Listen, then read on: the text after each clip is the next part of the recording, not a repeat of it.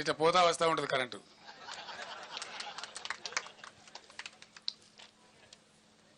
ఇప్పుడు మనందరం ప్రత్యక్షంగా చూస్తా ఉన్నాం.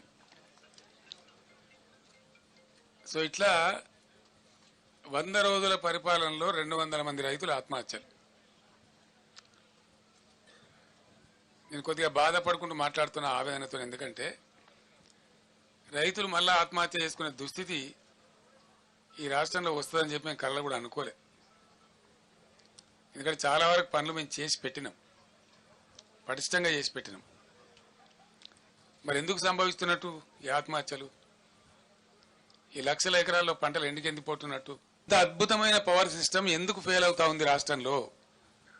7 ఏళ్ళు నడిచినటువంటి సిస్టమ్, 7 ఇయర్స్ అద్భుతంగా అందరికీ అందుబాటులో ఉన్న కరెంటు స్విచ్ ఆఫ్ చేసినట్టుగా ఎందుకు మాయమైంది?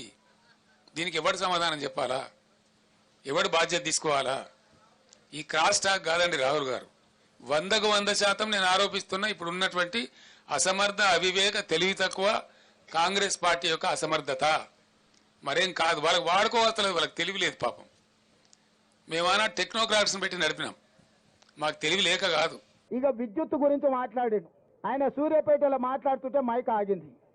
అసలు ఎంత సిగ్గులేనోడు అంటే, నేను మళ్ళీ విద్యుత్ అధికారులు అడిగిన. విద్యుత్ అధికారులు చెప్పాను, సార్ ఆయన ఉన్న ఏరియాలు కదా, సూర్యాపేట టౌన్లో ఏ సబ్ స్టేషన్లో కూడా 30 సెకండ్లు కూడా కరెంటు పోలేదని అధికారిక లెక్కలు చెప్పినాయి. ఆయన పెట్టుకున్నది కూడా జనరేటర్తో పెట్టుకున్నాడు.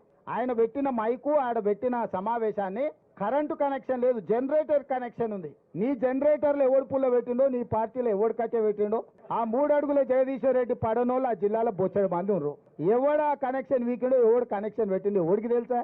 నీ దాంట్లో ఉన్న బొక్కలు నువ్వు చక్కగా చూసుకోక ఇక చూసినావు కరెంటు కాంగ్రెస్ వాళ్ళు తీసిరని. చంద్రశేఖర్ రావు, నేను నీకు ఒక మాట చెప్పదలుచుకున్నా. 10 ఏళ్ళు మేము ప్రతిపక్షంలో ఉన్నాం. ఏ ఒక్క రోజైనా రైతుల విషయంలో కానీ, విద్యార్థుల విషయంలో కానీ, నిరుద్యోగుల విషయంలో కానీ మేము ఏదైనా కార్యాచరణ తీసుకుంటే మమ్మల్ని ఇళ్లలో నుంచి బయటకన్నా వెళ్ళనిచ్చినవా?